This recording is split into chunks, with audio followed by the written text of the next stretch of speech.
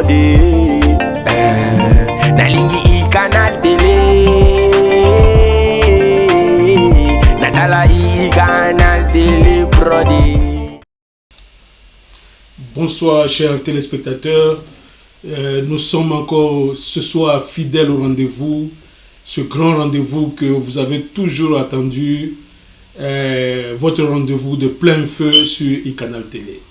En tout cas, ce rendez-vous est tombé à point nommé avec ce breaking news qui va nous occuper pendant un petit temps avant d'entrer dans le vif du sujet, le sujet que vous avez déjà sur l'écran, sur le texte qui est en train de rouler, parce que les autres textes, c'est le breaking news, ce sont les membres du gouvernement, mais notre émission de ce soir, le titre c'est « Voici comment les États-Unis et les États-Unis, on précise ici, de Bill Clinton et la France de Macron endeuillent la RDC ». Nous allons faire un effort de vous apporter quelques éléments, parce qu'ici, le titre apparaît trop affirmatif. Vous allez dire, oh, comment les États-Unis de Bill Clinton et puis la France de Macron, ça vient d'où ça? Certains peuvent se poser cette question parce que cette problématique n'est pas tellement exploitée par nos médias. Et nous avons décidé, ici à iCanal Télé, nous avons déjà commencé une petite partie sur notamment l'intervention de la France pendant les génocides, quand la France est venue soutenir la Biarimana, les Interamwe, comment ils les ont fait entrer au Congo, tout ça, nous avons passé en revue, vous avez suivi ça sur le canal télé. Mais le problème du Congo, ce qui endeuille les Congolais à l'est du pays, est plus profond que ça. Et aujourd'hui, nous allons entrer vraiment en profondeur. Je ne suis pas seul, je suis avec mon invité de toujours, notre consultant, que je salue d'ailleurs. Bonsoir, monsieur Gabi Kitoko. Bonsoir, monsieur Vermont. En tout cas, je suis très ravi de vous avoir sur ce plateau. On a toujours été en ligne. Oui. Oh non, c'est moi qui ai un grand, réel plaisir d'être donc sur le même plateau. Voilà. Pas virtuel comme on l'a toujours été. Tout à fait. Et surtout d'avoir ce moment de contact, ce grand rendez-vous avec tous les téléspectateurs de iCanal Télé. Tout à fait. Tout à fait. Et ils sont là, ils sont nombreux certainement, et qui souvent aiment écouter vos analyses. Ils sont nombreux et surtout suivent cette émission sur iCanal Télé. Comme nous avons dit, c'est une grande problématique. Nous voudrions que les Congolais comprennent la source, et pas seulement la source, en fait, les acteurs qui continuent à endeuiller la RDC. Souvent, on essaie d'être flou dans cette problématique. On généralise communauté internationale. Oh, c'est la communauté internationale qui est derrière Kagame. Mais ici, nous allons pointer du doigt dans cette communauté internationale. Ce n'est pas Poutine, par exemple. Poutine fait partie de la communauté internationale. Ce n'est pas le président chinois, par exemple. Ceux qui endeuillent le Congolais à l'Est sont connus. Et nous allons tenter, avec notre consultant, d'aller tout droit au but. Mais le sujet a été arrêté. Mais nous voici devant un breaking news que le président Félix Tshisekedi, je ne sais pas comment il faut appeler ça, un remaniement, un chambardement du gouvernement ou carrément des... comment vous qualifiez ça? Ce break news avec c'est le même gouvernement de Samuel Conte qu'on appelle Samuel Conte Dédé. Pour moi, on a seulement réajusté le gouvernement. Oui. Parce qu'il y a eu quelques ministres qui avaient quitté le gouvernement. Et là, on a essayé un peu de réajuster en ayant d'autres ministres qui n'étaient pas là. Donc, c'est la continuité de Samuel Conte. Donc, vous voyez, effectivement, c'est ce qu'on a un peu essayé de consulter les médias sociaux. C'est là où les Congolais parlent, c'est là où on peut se rendre compte de la température, de comment les Congolais pensent autour de ça. Effectivement, on qualifie ça, je crois que c'est même à leur niveau, je crois que c'est les médias congolais qui qualifient ça, Sam Alukonde bis. Mais oui, Sam Alukonde bis, mais nous avons quand même vu des grandes entrées, hein, quelque peu inattendues. Et quand nous disons inattendues, c'est-à-dire que dans la situation normale, par exemple, on ne devrait pas voir certaines têtes au plus haut niveau de la gestion de ce pays. Je voudrais commencer par là. Quelqu'un comme M. Vital Kamerhe, qui fait son entrée dans le gouvernement. J'aimerais que vous puissiez donner votre point de vue à chaud sur quelqu'un comme Kamerhe que tous les Congolais connaissent. Et nous avons suivi son procès en live. C'est pas que c'était à huis clos. Maintenant, on est venu nous raconter et que nous, on nous a menti. Même si les juges peuvent dire le droit, mais je crois que les Congolais ont aussi leur jugement. Les Congolais ont suivi ce procès, mais chaque Congolais s'est fait une idée exacte de ce procès. Kamerhe a effectivement trempé dans les finances publiques. Et il a été condamné par le juge. Bon, je sais, on connaît que les procédures judiciaires, les juges ont leur façon. Le premier juge peut condamner, le second peut venir. Bon, c'est comme ça que la justice fonctionne. Mais quelqu'un de comme ça, qui a été condamné, et que les Congolais sont convaincus que cet homme a trempé dans les finances publiques, le voici à un niveau le plus haut du gouvernement, vice-premier ministre chargé de l'économie. Votre réflexion? En tout cas, moi, je pense déjà, voyant la tête de Kamerhe dans ce gouvernement, moi, je me dis que le président Félix a lancé un défi au peuple congolais. Même, comme vous l'avez dit, même s'il n'y a pas eu réellement détournement des fonds, mais au moins, tous les Congolais savent que le projet de 100 jours conçu par Kamerhe est un échec, un fiasco. Et pour raison d'éthique, ce monsieur pouvait rester chez lui. Avec tout ce qu'il a bénéficié, même dans ce projet de 100 jours. Si c'est le droit d'auteur qu'il est tenté de réclamer aux Congolais. Mais les voir occuper encore ce poste, moi je trouve que il y a un problème d'éthique qui fait défaut au Congo. Et qu'on ne pouvait pas continuer. Moi, pour moi, Kamerhe, même un chef du quartier, il ne méritait pas de l'être à ce moment. Il devait rester quelque part.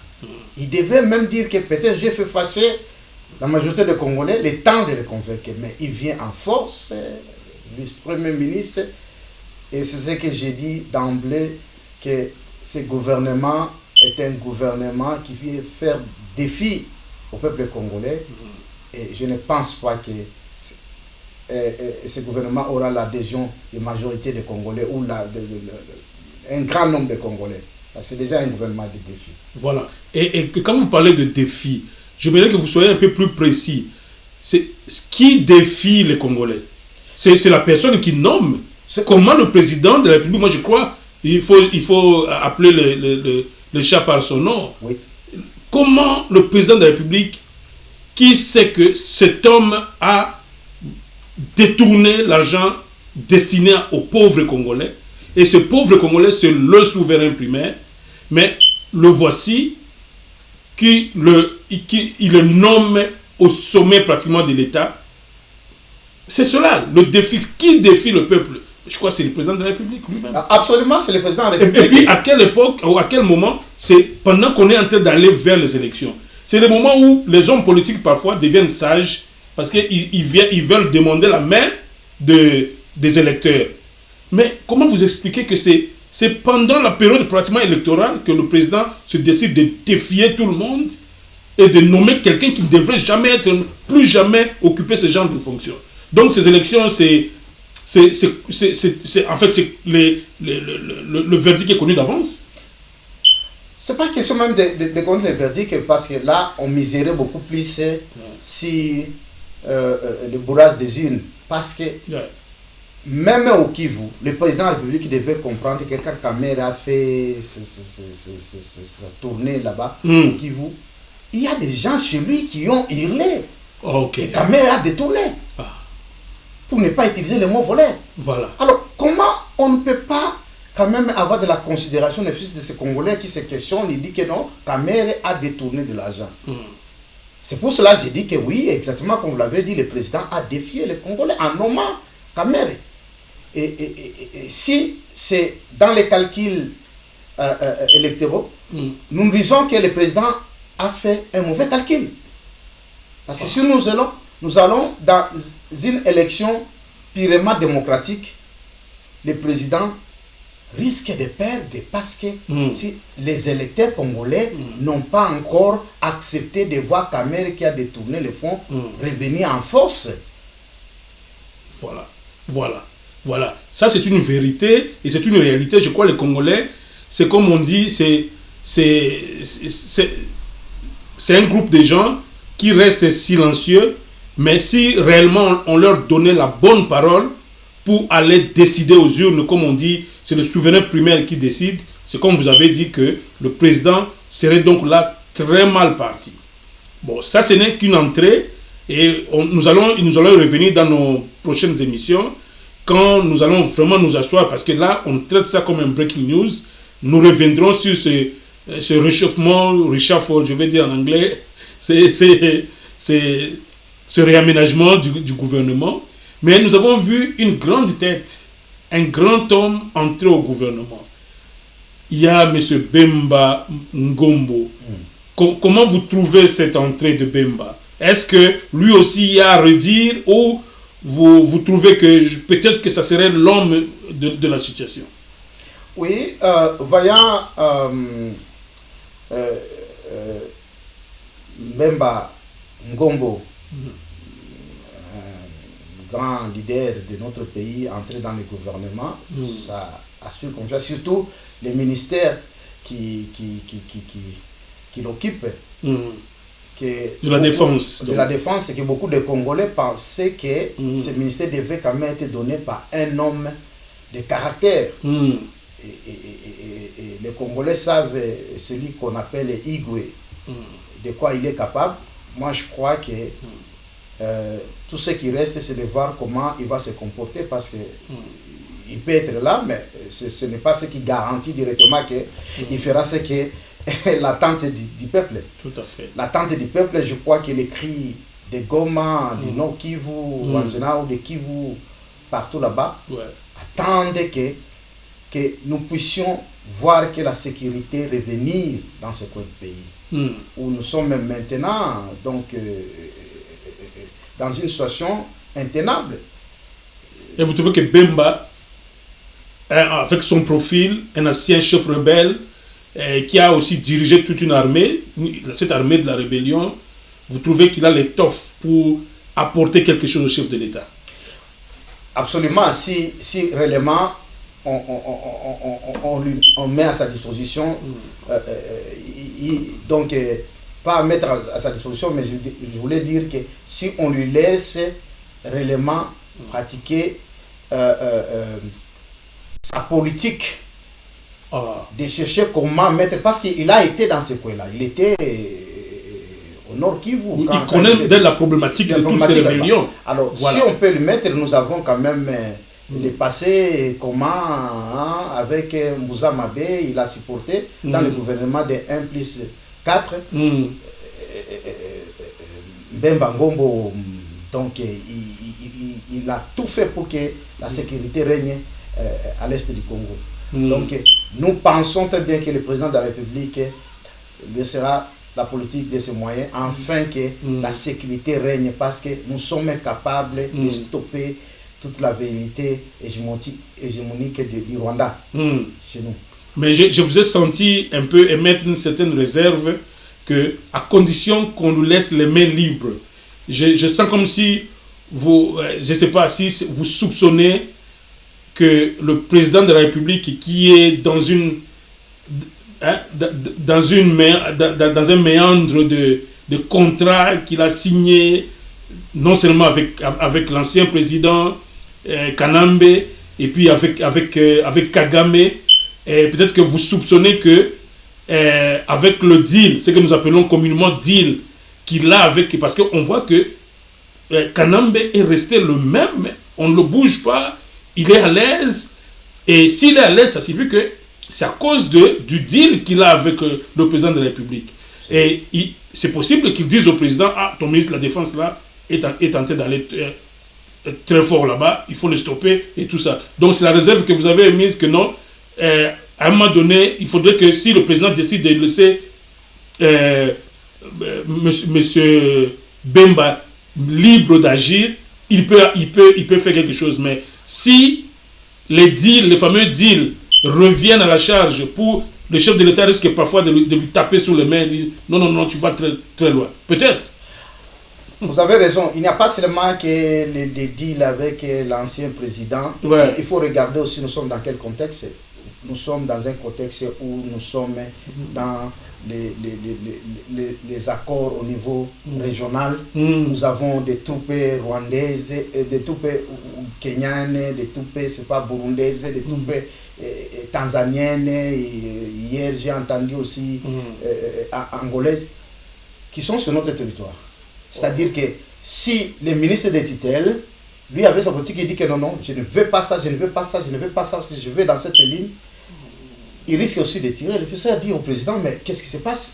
Nous ne voulons pas, vous nous avez mis, parce que tout ce que nous voyons, par exemple, la troupe kenyane, c'est venu cartonner chez nous pour permettre l'avancée des M23. Voilà. Alors que, peut-être, le ministre des tutelles, Bemba, peut arriver et se dire, oh non, que ces gens-là se retirent. Qui se retirent, alors qu'on connaît que le Kenya joue un lobby près du chef de l'État. On n'oublie pas que c'est le Kenya qui est à l'origine de l'alliance CAJ, Kamere, UNC et UDPS par exemple. Voilà. Donc, ça risque de ne pas aider Bemba à poser sa politique parce que avec tous ces acteurs-là qui ont déjà des liens avec le chef de l'État, il risque de déranger son action. C'est ce que vous prédisez. Absolument. En politique, il faut regarder ça. Okay. Si nous regardons, nous disons que les ministres, les vice-premiers ministres Bemba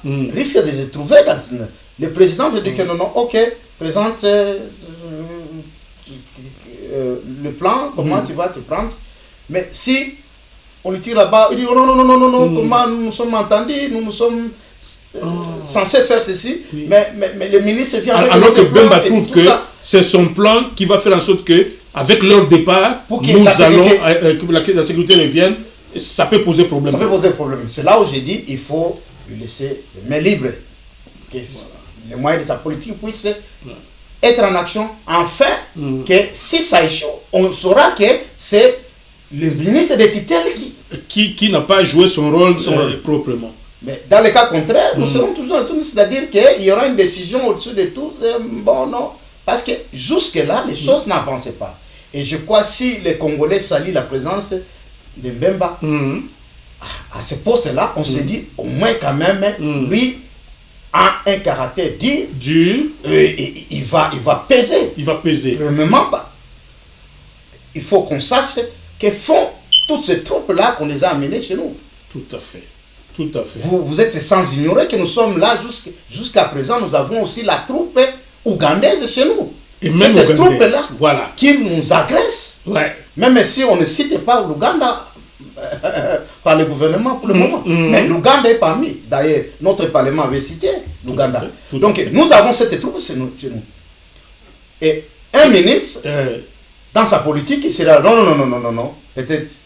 Et bien alors, parce que vous citez l'Ouganda, est-ce que vous trouvez, vous voyez Jean-Pierre Bemba s'en prendre à ces troupes-là de son ancien patron Museveni, Kaguta Museveni? C'est là où j'ai dit que non. Ouais. Oui, c'est un homme de caractère. Nous saluons sa présence. Alors, il a un passé aussi. Mais il a un passé et nous allons le voir à l'œuvre. Voilà. Parce que quand il sera à l'œuvre, c'est là où nous saurons comment il se comporte par rapport à Museveni, à qui il a des accords, il a un passé avec qui l'a soutenu. Tout à fait. Alors, les Congolais ne sont pas aussi naïfs, ils vont juger. Ils vont juger. Qu'est-ce qui s'est passé avec eux? Parce qu'aujourd'hui, il y a un problème, pas seulement les problèmes de l'insécurité avec les terroristes de M23, mais nous avons un problème de toutes ces troupes-là qui ont trouvé domicile chez nous et ils sont en train aussi de piller nos richesses, soi-disant, ils sont venus soutenir notre gouvernement. Ah. Alors, nous devons absolument chercher à répondre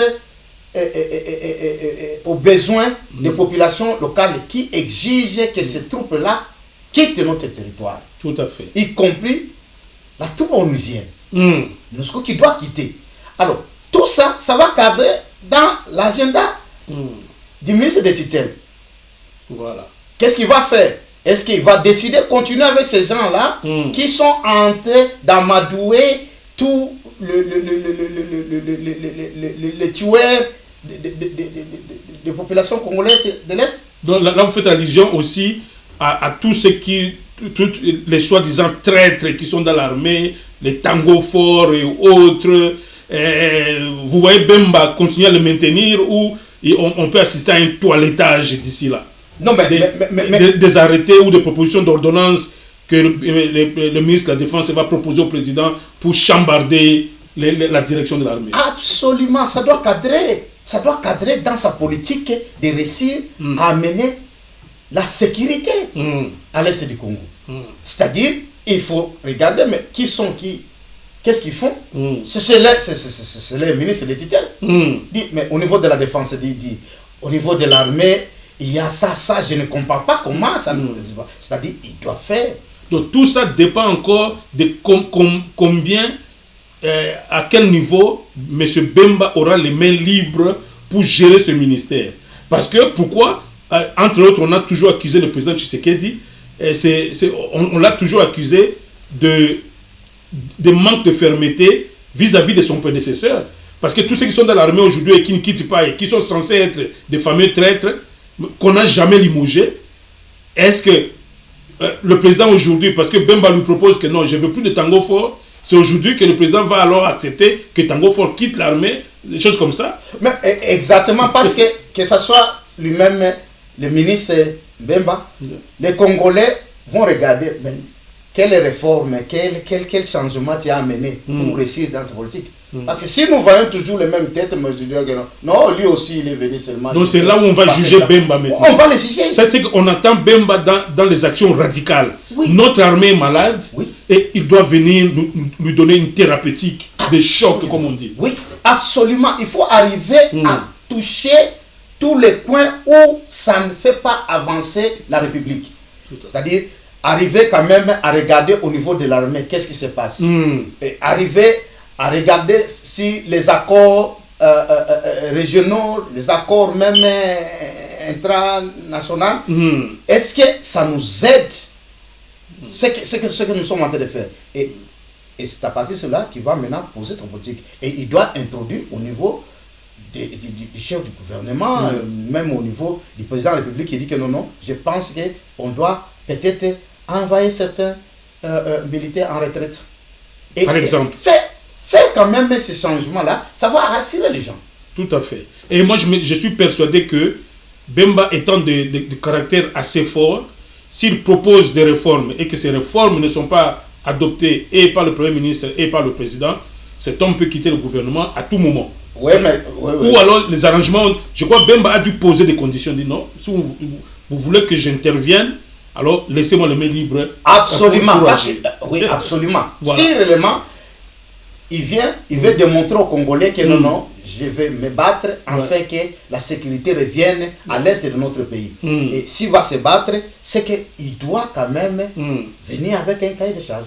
Il va dire ça, et que les boss puissent accepter. Le président de la République puisse accepter que non, si vous m'accordez ça, je dois aller et faire. Dans le cas contraire, il va aussi de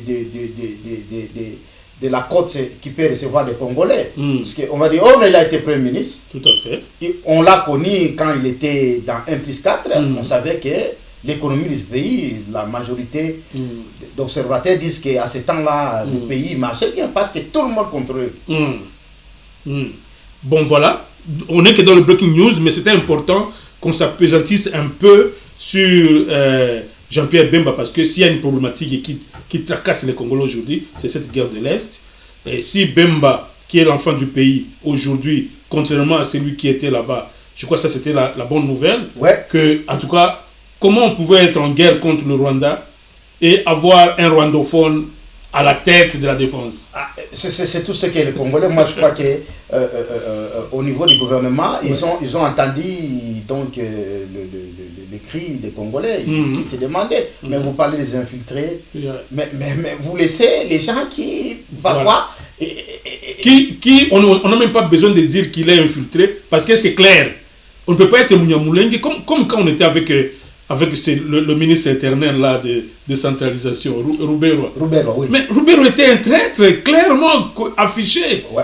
Si lui pouvait être traître, celui-ci aussi était un traître qui vendait nos plans de guerre inutilement comme ça. Et on savait qu'on a un traître, peut-être seulement pour cajoler la communauté Banyamulenge. Vous trouvez que, peut-être avec ça encore, les Banyamulenge vont trouver un argument que non, on nous a chassé du gouvernement pour passer très vite.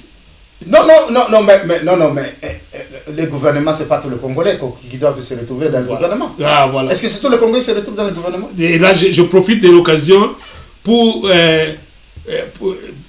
te poser une question précise. On remarque que il y a des provinces qui ne sont pas représentées dans ce gouvernement. Ouais. Pour aller très vite. Ouais. Qu'est-ce qui se passe? On nous dit même que c'est ta propre province serait pratiquement pas dans ce gouvernement. Qu'est-ce qui se passe? Nous comprenons. Et là, je parle du Maniema. Ouais. Et il est du Maniema. Et curieusement, il n'y a aucun ministre du Maniema dans ce gouvernement. Qu'est-ce qui se passe? Nous ne comprenons pas, bien sûr, ici, parce qu'on a dit des Banyamulenge. Je ne dis pas que les Banyamulenge ne se retrouvent pas. Oui. Ils ne peuvent pas se retrouver dans le gouvernement, mais les Maniamiens sont nombreux, ils sont dans. Et puis c'est une province, c'est une province. Oui. Les Banyamulenge, c'est comme une ethnie. Une ethnie, c'est comme si on parlait d'une tribu. D'une tribu. Du Maniema. Parce que si on va en termes de tribus, on a plus de 300 ou 400 tribus. 400. Ça, on ne peut pas parler en termes de tribus pour être représenté au gouvernement. Mais au moins en termes de provinces. Des provinces. Nécessairement. Alors, comment on peut expliquer que le Maniema, particulièrement, soit absent dans ce gouvernement? En tout cas, la réponse que je peux donner... C'est la rivalité avec les leaders de Maniema ou comment? Non, la réponse que je peux donner, je trouve que ça n'intéresse pas le président de la République, parce que c'est celui qui nomme. Mais c'est quand même très fort cette affirmation.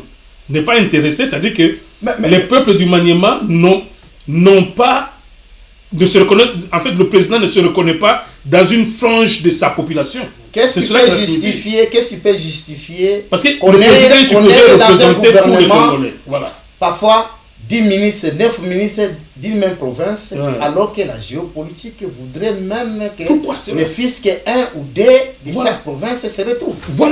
Voilà. C'est pas les compétences qui manquent au Maniema quand même. On ne peut pas nous dire que peut-être on n'a pas trouvé les compétences. Mais je crois que c'est comme ici, je vois le Sud Kivu. On dit qu'il a 9 ministres. Le Nord Kivu, 5 ministres. Et puis l'Équateur, 8 ministres. Le Grand Kasaï, 10 ministres. Eux, ils sont plus congolais que, par exemple, pour ne parler que du Maniema maintenant, qui n'a aucun ministre. Moi, je crois que ça, c'est une tache d'huile. C'est une tache d'huile qui va faire mal au président de la République. Même si, bon, comme peut-être dans ses calculs, il s'est dit, bon, si j'ai d'autres provinces, je m'en fous du... Mais il est censé représenter tout Congolais et toutes les provinces. Allez-y. C'est ça que j'ai dit. J'ai dit que le président, pour lui, il pense que les Maniema ne l'intéressent pas. Parce qu'il ne pouvait pas, dans cette décision, il pouvait dire, ok, voilà. C'est pas peut-être lui qui élabore tout. Il dit que, bon, dis-moi, sur le plan géopolitique, toutes les provinces sont là. Est-ce qu'on a ne fût-ce qu'une tête chaque province? Chaque province. Et on pouvait lui dire, oh non, mais là-bas, on n'a pas... C'est la gestion du pays. Oui. C'est comme si il a appliqué une politique d'exclusion. Ouais. On a exclu une partie de Congolais dans la gestion du pays. C'est-à-dire que ce gouvernement n'est plus un gouvernement de la République. Ouais. C'est un gouvernement de quelques provinces. Parce qu'on peut comprendre que, bon, même l'UDPS, je crois que l'UDPS est même représenté là-bas. Absolument, oui. On comprendrait même qu'il puise dans les gens du Maniema, mais de l'UDPS. Oui. Même son sang est au Maniema. Il a des demi-frères, oui. Il a même des demi-frères au Maniema. Oui. Bon, je crois que ça pose un problème. Comment le président pouvait faire un jugement comme ça? Peut-être la rivalité avec vos leaders, je ne sais pas, pour passer très vite. Il est difficile vraiment de dire ici que d'établir que c'est un problème de rivalité, mais on ne sait pas, on ne sait pas comprendre pourquoi ne fût-ce qu'un ministre. Je sais que dans le gouvernement passé, on avait le ministre de l'économie. De l'économie. Voilà, bon, ne fût-ce que... Mais un mot alors aux ressortissants de Maniema ou à ceux qui sont dans le Maniema profond pour leur dire qu'ils ne sont pas représentés au gouvernement. Ils ne sont pas là. C'est-à-dire que les décisions du gouvernement, normalement, ne devraient pas les impacter parce qu'ils ne sont pas représentés. Leur voix ne compte pas. Je sais que les Maniemiens, c'est un peuple, quand ils veulent te dire la vérité, ils te regardent en face et te disent. Ok. Et à un moment, ils vont se prononcer. Ils vont se prononcer. Quand ils les écartent, ils constatent qu'ils ne sont pas avec toi. Ils ne sont pas avec toi. Donc, c'est ce que j'ai dit que non. Donc, ça reste une grande guerre entre le Maniema et peut-être ce président. Donc, le président a choisi. Ce n'est même pas une guerre, tu as choisi. Ils ont dit que non, c'est un choix délibéré. C'est un choix, mais ils vont te dire que ça ne nous concerne pas. Voilà. Alors, demain, parce qu'ils font partie des Congolais et ils font partie des électeurs, ouais. Et ils vont se décider. Moi, je pense que le président devait tenir compte de ça. Même ses conseils devaient lui dire que non, ne fût-ce qu'une personne ou deux personnes, ça pouvait satisfaire tout le monde. Alors, pour finir ce dossier, on a pris pratiquement 30 minutes, ça valait la peine. Ouais. Et alors, quelles sont les priorités que vous, en tant qu'intellectuel congolais, qui observez la politique congolaise, donneriez-vous à ce gouvernement? Nous savons, il y a la guerre de l'Est, certainement, vous pouvez m'en parler, mais il y a aussi l'économie du pays. En tout cas, on dit que le train de vie des Congolais est devenu médiocre, le franc congolais qui est en train de chuter, et voilà, je ne sais pas, quelles seraient les priorités que vous donneriez à ce gouvernement? Non, mais les priorités viennent de ce que le président avait dit. Lors de sa prestation au niveau des chambres réunies. Qu'est-ce qu'il a dit? Il a constaté que le social des Congolais n'avance pas. Voilà. Et le premier Sama Lukonde, jusque-là, n'a pas répondu à l'attente. Les gouvernements de Wario, je ne sais pas ce gouvernement, comment on l'appelle. Voilà, on ne sait même pas. Mais le gouvernement de Wario a démontré, bien que la locomotive est toujours la même. La même. Parce que c'est Sama Lukonde maintenant. D'abord, Sama Lukonde de lui-même, qu'est-ce qu'il a fait pour qu'il soit reconduit? Déjà, comment vous trouvez sa reconduction?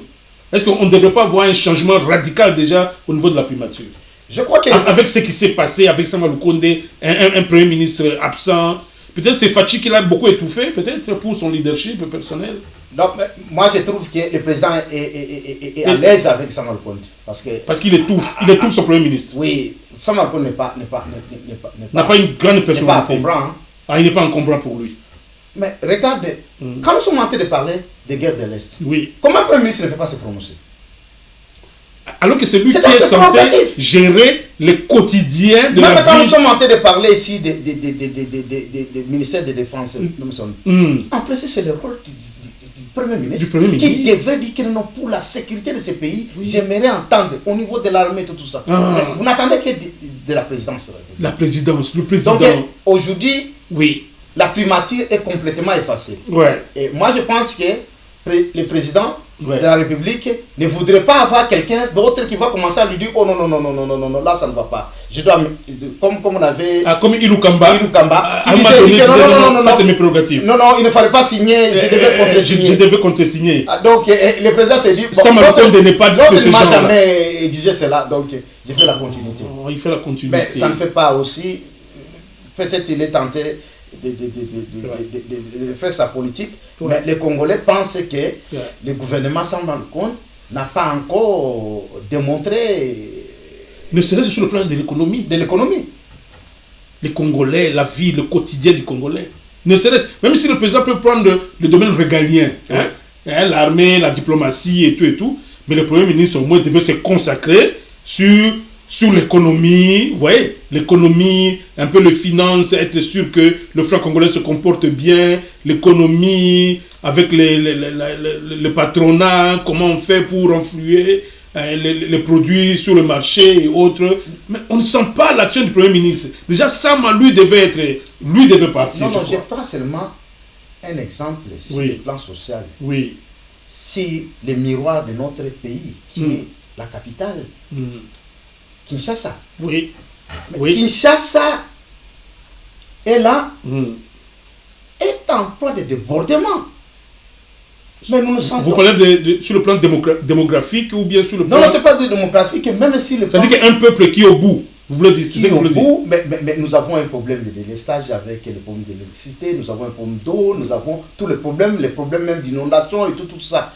Mais c'est là où on devait même sentir le gouvernement avec des réformes ou des propositions, vraiment où on dit que non, ils sont en train de travailler. Kinshasa, à qui on croyait qu'on va faire de Kinshasa un chantier, mais jusque-là, nous ne voyons rien. Toujours des promesses, comme on dit. C'est le gouvernement promesse, c'est le président promesse. C'est ce qu'on dit que fils que le Premier ministre devait demander, il dit que non, dans ma politique, laisse-moi montrer quand même aux Congolais que je suis venu quand même répondre aux problèmes. Cet homme a été absent. Cet homme a été absent alors que c'est lui le gestionnaire du Congo. C'est lui le chief exécutif. Absolument. C'est le chief exécutif de la République. Mais le voici qui est absent, mais il est encore gratifié avec cette reconduction. Si on doit regarder, en quoi on va dire que non, on se souvient du Premier ministre. Aucun bilan concret sur l'action, sur son action économique, notamment économique. Comme je dis, le domaine régalien, on peut comprendre que le chef de l'État peut essayer de prendre ça en main. Oui. Mais l'économie du pays, ça c'est le gouvernement. Le social. Le social. Le social des Congolais. Il y a des problèmes de gauche à droite, même sur le plan d'électricité, d'eau et consorts. Moi je crois que le Premier ministre devait s'impliquer, lui. Voilà. Au lieu de tout laisser. Pour trouver la solution pour les Congolais. C'est-à-dire que les Congolais sont là, ils n'ont pas d'avocat, ils n'ont personne pour le défendre. Mais en tout cas, c'est comme j'ai dit, nous avons pris du temps pour parler de ce breaking news de ce gouvernement. Nous lui souhaitons peut-être bonne chance seulement, qu'il continue, qu'il nous démontre que peut-être nos critiques ne sont pas fondées et qu'il puisse travailler pour l'intérêt de la République. Alors, comme nous avons dit que cette émission, ce n'était qu'un breaking news, nous voulons maintenant entrer dans le vif de notre sujet pour parler de malheur du Congo, les origines du... C'est pourquoi nous avons notre consultant ici qui a des choses dans son ventre et qui veut partager avec nos frères, avec le frère congolais. Suivez cette partie maintenant et nous voudrions que chaque Congolais comprenne la problématique de la souffrance de nos frères de l'Est. Et qui dit nos frères de l'Est? Parce que cette souffrance endeuille la République en fait. Ça devient le problème numéro 1 du pays. Le Congolais bien sûr ne mange pas, il y a un problème d'électricité, il y a un problème d'eau, mais le problème de l'Est, la guerre de l'Est, c'est devenu le problème numéro 1 au Congo. Alors nous avons décidé de crever l'abcès. Alors avant que nous puissions rentrer dans nos analyses ici, permettez que nous puissions vous mettre cet élément. C'est juste un petit rien pour vous montrer d'où vient d'abord la crise, l'origine de cette crise, comment c'est parti, et puis on va revenir sur le plateau pour vous expliquer tout cela en long et en large. Suivez cet élément s'il vous plaît. Mais comment Bill Clinton est devenu impliqué dans des actes terroristes derrière Kagame, le jour où le mur de la guerre froide a été abattu à Berlin en 1989 parmi les nombreuses festivités, le président français François Mitterrand ne savait pas que la France allait être la prochaine cible de l'American Empire. 20 ans plus tard à partir de là, l'image de cette guerre américaine invisible contre la France est terrible. 12 millions de personnes tuées en Afrique francophone et un cas certifié du génocide au Rwanda. Et les victimes sont tous les nègres africains. Alors, qui savait, et quand il le savait, eh bien, malheureusement, l'homme qui le premier a eu l'idée infâme sur la table est notre Black Hero, le général Colin Powell. Tout commence le 25 novembre 1987, en Californie, sur les collines de Santa Ynez, Santa Barbara, au ranch du président Reagan. Le général est heureux de dire à son patron que la guerre froide avec les soviétiques est terminée. Monsieur le Président, le Kremlin n'a plus l'endurance nécessaire pour exercer. Le secrétaire à la Défense Georges Shultz a conclu un accord nucléaire avec les soviétiques d'hier. Le président, dans toute excitation, invita le général de trouver un nouvel ennemi à combattre. Et le nouvel ennemi sera l'Empire français en Afrique. Les ressources du Congo ont été désignées comme un trésor indispensable à saisir par tous les moyens, y compris les génocides. Comme un nouvel ordre venait de sortir de Washington, le président français François Mitterrand perçut la menace et pour prévenir, décida d'anticiper les changements. Il invita alors tous les présidents africains sous son contrôle à la Baule, France, et leur imposa un changement radical dans la gouvernance publique, démocratie. Pour corriger ce qu'on appelle les erreurs françaises dans le discours de Sarkozy à l'apologie du génocide de Gizosi Memorial, Rwanda, en février 2010, pour se conformer à la volonté de M. Kouchner, son ministre des Affaires étrangères et de son ami autoproclamé Paul Kagame. Mais il était trop tard. Washington n'était pas intéressé par la démocratie en Afrique, Washington a été plutôt attiré par les immenses ressources minérales du Congo. Bill Clinton est entré au bureau ovale au bon moment et avec les bonnes personnes. Mais il commit une grosse erreur en choisissant un homme sans instruction et soldat BBX. Paul Kagame. Le 1er octobre 1990, comme le président du Rwanda Juvenal Habyarimana a refusé de trahir les Français, le Pentagone décida d'envahir le Rwanda par l'Ouganda, se cachant derrière la rébellion du FPR. Ce jour-là, le président Juvenal Habyarimana du Rwanda était à Washington et le département d'État américain lui a offert l'asile en échange de donner tout pouvoir à Kagame du FPR. Le président a décliné l'offre et retourna au Rwanda. De octobre 1990 à janvier 1993, le Pentagone, Dick Cheney, Colin Powell, a aidé Kagame, en lui donnant tout ce dont il avait besoin pour renverser le gouvernement du Rwanda. Mais comme la France avait atterri ses troupes au Rwanda afin de faire pression pour les négociations et la démocratie entre le gouvernement rwandais et le FPR, Washington réalisa qu'il ne sera pas possible d'envahir le Congo avec un gouvernement démocratique au Rwanda. Washington a besoin d'un homme proxy au Rwanda. Voilà que vous avez suivi juste un extrait. Ça, ce n'est qu'un extrait de la grande histoire autour de cette guerre de l'Est. Monsieur Gabi Kitoko, vous avez suivi comme moi, comme nos téléspectateurs, cette saga qui a pris jour au moment où le monde célébrait la chute du mur de Berlin. Pendant que toute la tension était là, tout le monde disait « Ah, l'Union soviétique, ah, tous ces pays, la Pologne, tous les pays, l'Ukraine et tous ces pays-là, ils deviennent maintenant, ils peuvent se gérer entre eux. » Et toute la tension était là. Alors qu'il y avait, pendant qu'on célébrait quelque chose d'aussi international, mondial, c'est ce jour-là qu'on a pris la décision de s'attaquer au Congo. Et là, c'était aux États-Unis, à Washington, où une décision a été prise que, maintenant qu'on vient d'éliminer l'ennemi soviétique, notre prochain adversaire, c'est l'Empire français d'Afrique. Et principalement, l'objectif ultime, c'est de s'accaparer des richesses du Congo, notre Congo. Comment vous expliquez cela?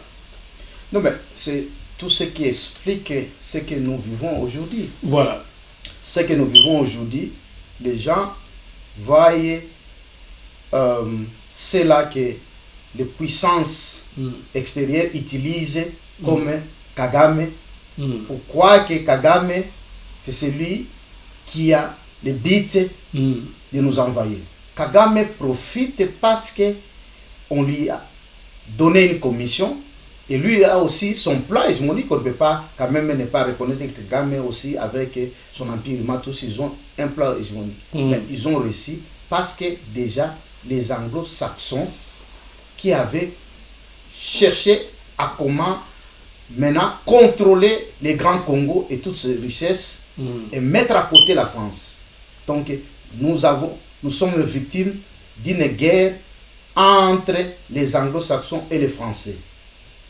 C'est donc ça la problématique. C'est ça la problématique. C'est ça la problématique.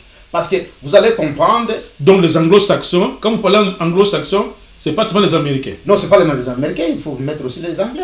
Les Britanniques aussi. Oui, il faut mettre les Britanniques. Voilà, donc c'est ça l'anglo-saxon. Oui, avec tout cela, donc tu vas le Canada et consorts. Le Canada, l'Australie et tout ça, c'est cette guerre-là qu'ils ont déclenchée. L'objectif ultime, c'est de s'accaparer. Ouais. De s'accaparer des richesses du Congo. Et comment ils s'accaparent de ça? C'est... Non, mais si les gens suivent l'histoire des crises que nous avons connues au Congo, ils peuvent comprendre, remontant du temps du maréchal Mobutu, quand le mouvement Abdel a déclenché. D'ailleurs, si vous regardez les accords que Mouzé avait signés en tant que chef rebelle, que vous reconnaissez, qu'il a remis en cause, il dit que non, je n'étais pas habilité de signer. Je n'étais pas encore président à l'époque, c'est maintenant. Venez maintenant. Oui. Qui était là? Il n'y avait pas de francophones, il n'y avait que les anglo-saxons. Il y avait les Canadiens, il y avait les Américains et tout ça. C'est ce que même les gens disent, c'est ce qui a coûté la mort de Mouzé. Parce qu'il a dit non, pas question. Parce que c'était dans la logique de leurs opérations. De leurs opérations. Qu'on va provoquer une guerre. Comme on dit que Clinton avait promis à son électorat qu'il ferait partir un dictateur. Oui. Pas un, mais il a précisé Mobutu. Oui. Okay. Et vous comprenez déjà, même et c'est cette guerre-là en suivant cet audio que Mouzé a mené. Oui. Donc, d'où déjà là-bas, au commencement, on lui a fait signer des accords. Déjà. On va signer. Voilà, allez-y. Et vous comprenez déjà, quand Clinton avait dit, avant que Clinton ne vienne, parce qu'on est en train de décider, le général Powell, qui a joué beaucoup. Lui, il est républicain, mais il était aux côtés des démocrates pour soutenir, parce que c'était leur plan. Avec Reagan, ça a commencé. Maintenant, quand Clinton est venu, il dit que non, je suis intéressé de ce plan-là, parce que donc ça je dois me débarrasser de Mobutu, parce que j'ai dit dans ma campagne. Il trouve un autre agenda que... Ça veut dire que les républicains, parce qu'il faudrait aider les républicains qui étaient amis à Mobutu. Oui. Mais, étant amis à Mobutu, mais ils se disaient non, mais nous on ne veut pas de la présence française. Oui. Ils voulaient en général... Eux, ils pouvaient garder Mobutu, mais au moins, ils étaient décidés à faire partir les Français. Les Français. Les intérêts français. Les intérêts français, c'est-à-dire s'ils plantaient les intérêts français tout à fait. En Afrique. Oui. Ils avaient dit, j'oublie, c'était... il n'est plus question de laisser tous ces pays de contrôler l'Afrique, ils doivent contrôler l'Afrique. Ça, c'était le plan de l'Amérique, du temps de Ronald Reagan. Okay. Maintenant, qui ne visait pas Mobutu. Mais là, Clinton, comme lui, il avait un plan qui visait absolument Mobutu, il devait se débarrasser. Il a trouvé ça, il dit, un bon chemin. Un bon chemin. Je garde le plan des Républicains. Des Républicains, et je vais exécuter cela. Et là, il a trouvé directement qu'il y avait déjà, parce que lui, il est rentré en 93, qu'il a prêté serment janvier 93, qu'il a prêté serment, qu'il est devenu maintenant président des États-Unis. Voilà. Et c'est là où les choses ont commencé. Et il a trouvé directement Kagame au service d'intelligence américaine qui était déjà en train de subir des formations. Oui. Envoyées par Museveni et l'Ouganda. Museveni, l'Ouganda. Il servait dans l'armée de Museveni. Et c'est là où il a eu les plans. Et quand il a eu ces plans-là, il s'est dit, comment les exécuter? C'est ce qui a entraîné la mort du président Abiyarimana. Donc, la mort du président Abiyarimana, ce n'est pas l'intelligence de Kagame, ce n'est pas sa force militaire, qui a fait que, Kagame a réussi à gagner le Rwanda et tout. Donc, il y avait tout un plan d'une grande puissance comme les États-Unis, qui a monté le plan et que Kagame n'a fait qu'exécuter, même jusqu'à la dernière minute, tout était planifié par les États-Unis. Par les États-Unis. Et vous comprenez, c'est ce qui a fait que quand on parle des génocides, les temps de Mitterrand, même les temps de Chirac, je rappelle à ceux-là qui suivaient l'information, le président Chirac, quand Mouzé est entré au pouvoir, il a dit, ce n'est pas nous qui étions derrière pour soutenir l'accession de Laurent Désiré Kabila au pouvoir. Ça ne vous dit pas quelque chose? Le président Chirac avait fait cette déclaration. Il dit, d'ailleurs, nous n'étions pas là pour soutenir l'accession de Laurent Désiré Kabila au pouvoir. Voilà. C'est-à-dire que la France était écartée par qui? Par les anglo-saxons. Parce qu'avant même que à un moment, notre pays était dirigé par la Troïka. Les États-Unis, la Grande-Bretagne, Et la France. Et la France qui représentait la France et la Belgique et notre métropole. Parce que la Belgique n'a jamais eu de position. Ce sont eux qui influençaient toutes les décisions de notre pays. Alors, les Américains maintenant qui voulaient s'y planter, et Clinton qui avait aussi d'autres visées, non seulement de faire partie de Mobutu, parce qu'il n'était pas intéressé de la démocratie, mais il fallait maintenant exploiter toutes ces grandes richesses de ces grands pays-là. Donc, il a décidé et le plan devait être exécuté. Donc, la voie pour atteindre le Congo, le plan était conçu, c'est l'Est.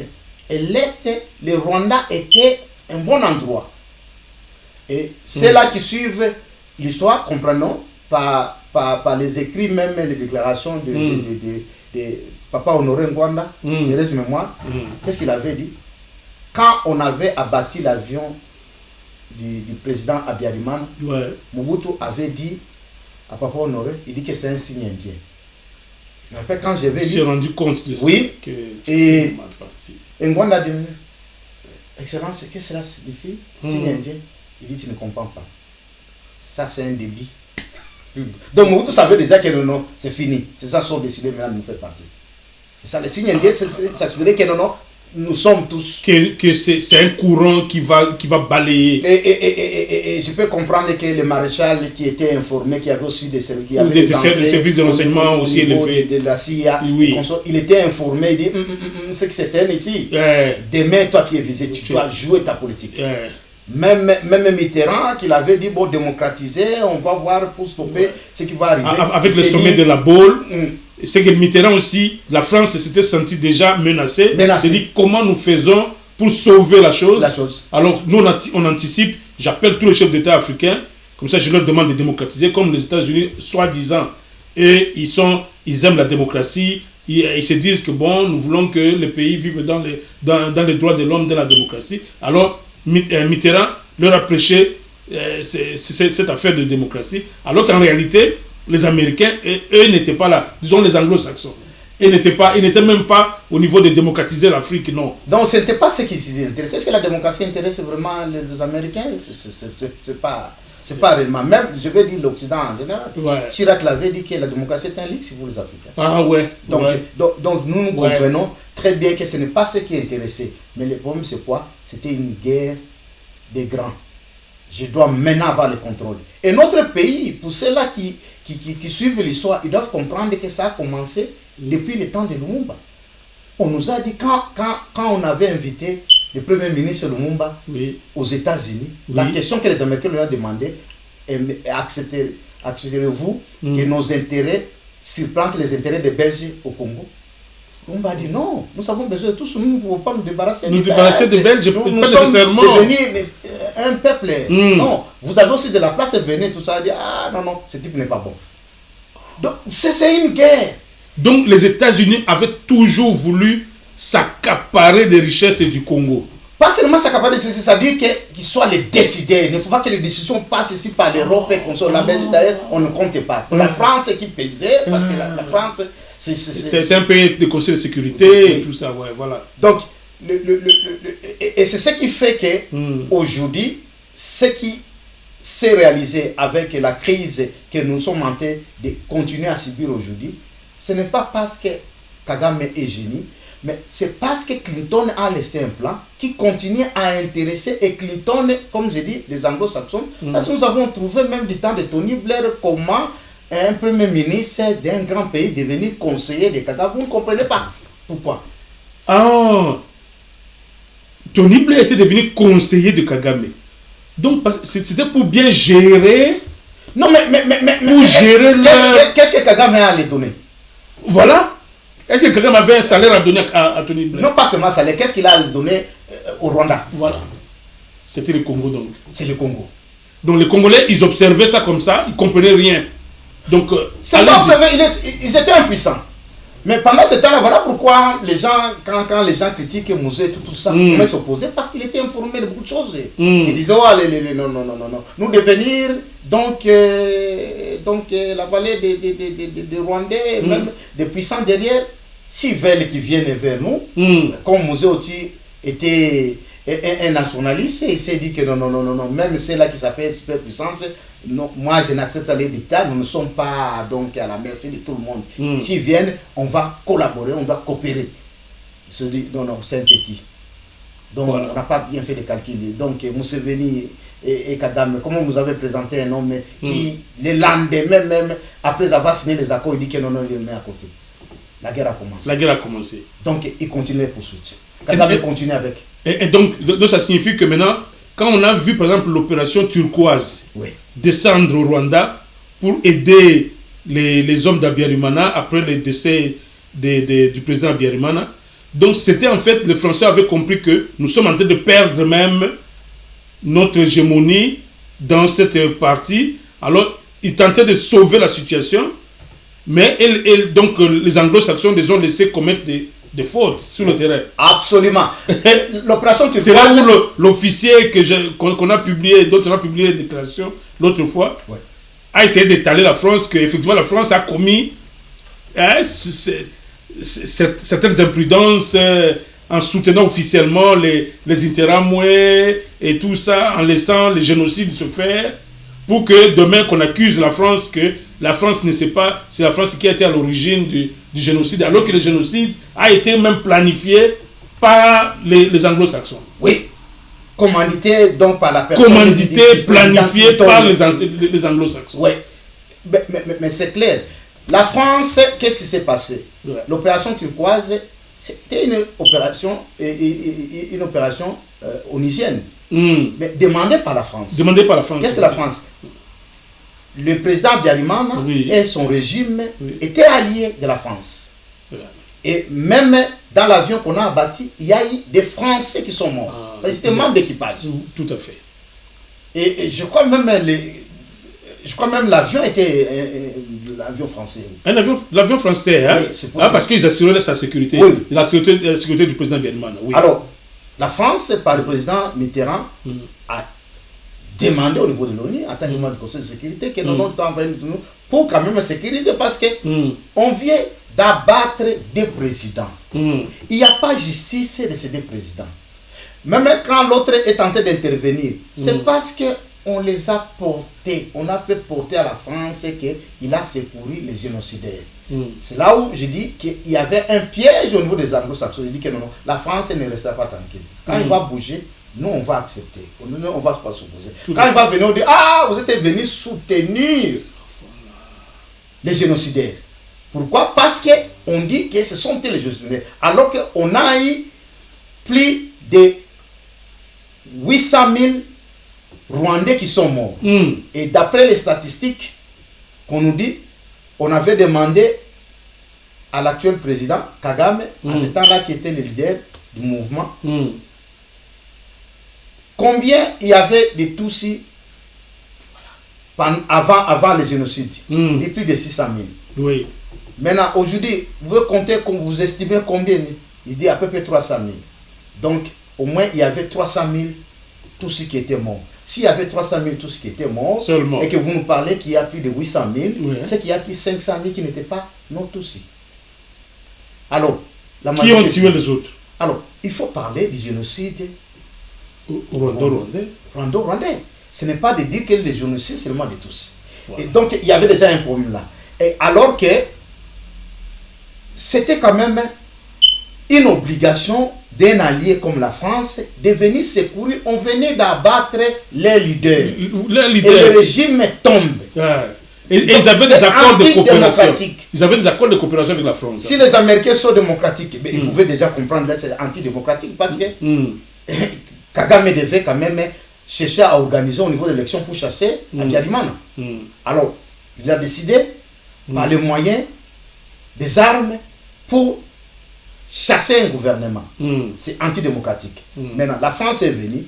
La seule chose, à ce temps-là, la mémoire de la majorité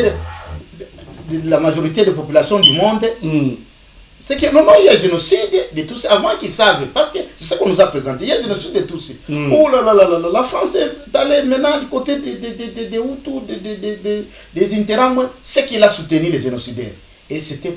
Mais après le temps, quand il y a des enquêtes, on dit, mais non, qu'est-ce que la France a fait? La France défendait. Voilà. Bien sûr, la France, notre malheur est que la France, comme il était aussi proche, il était allié d'Isaïe à l'époque, a demandé, vous avez vu que non, acceptez ces gens-là chez vous. Et je me rappelle même qu'il y avait opposition entre le maréchal et le Premier ministre Kengwadon. Ouais.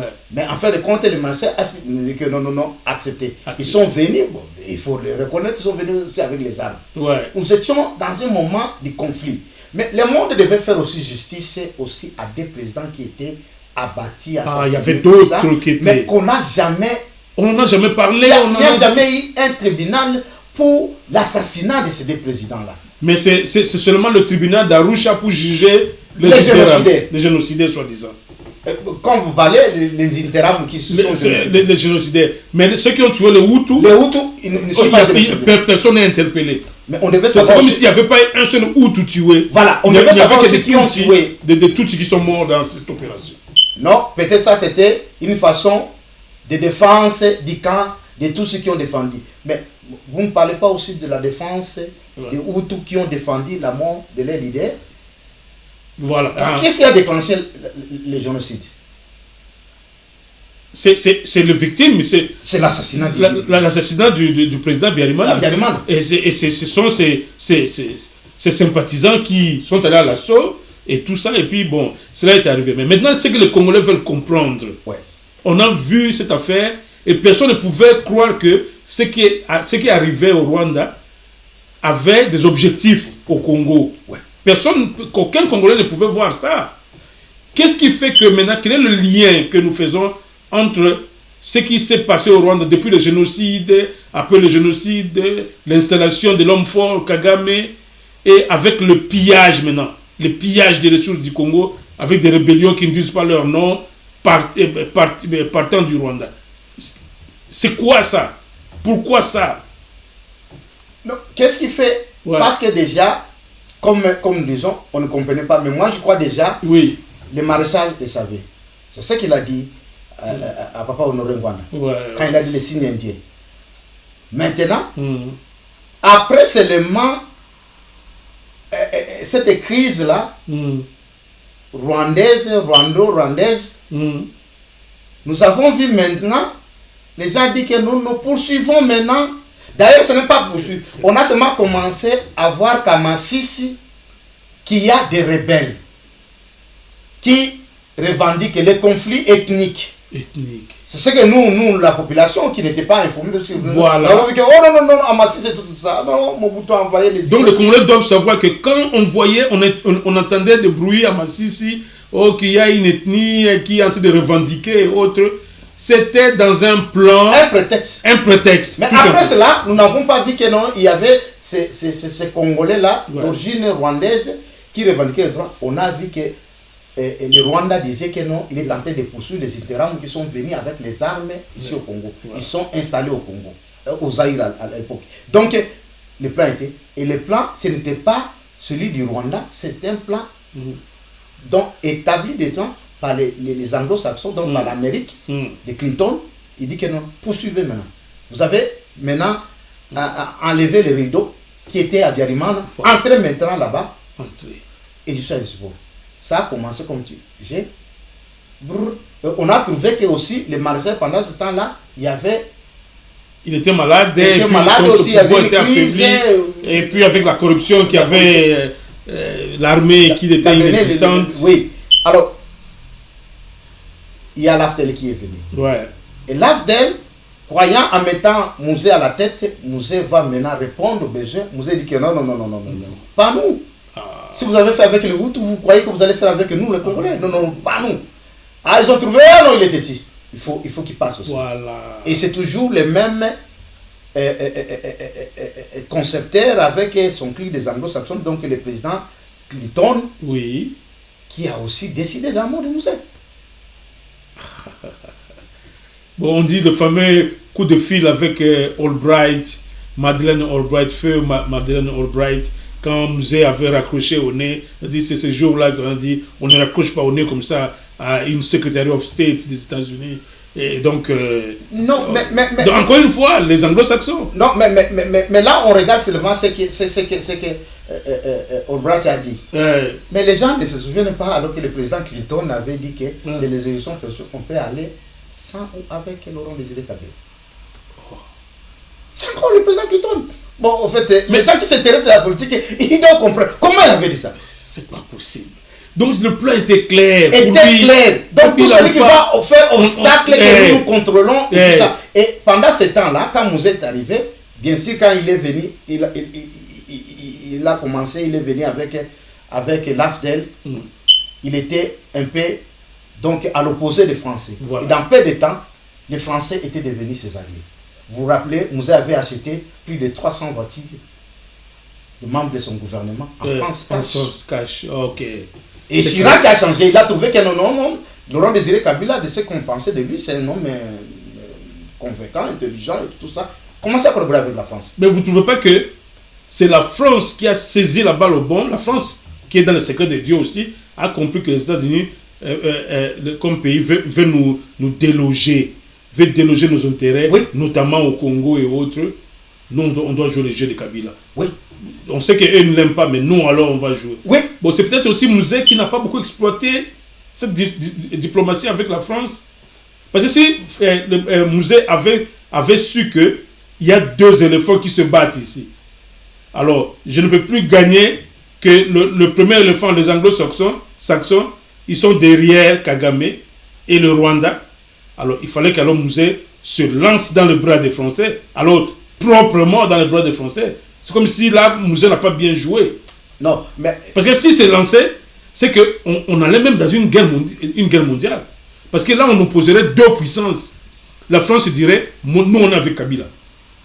Et Clinton dirait, c'est Kagame ou rien. Et les deux se battraient. Bon, ils allaient toujours se battre sur notre territoire.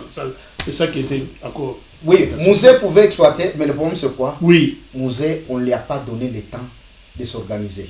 C'est-à-dire qu'il était entouré déjà, même avec les gens qui ils n'étaient pas d'accord avec eux. Même si la France intervenait, il fallait avoir du temps pour sécuriser. On ne peut pas appeler... Parce qu'il était lui-même entouré avec les gens qui ont exécuté le plan. Le plan, oui. La sécurité du pays, toutes les informations du renseignement étaient entre les mains de Kagame.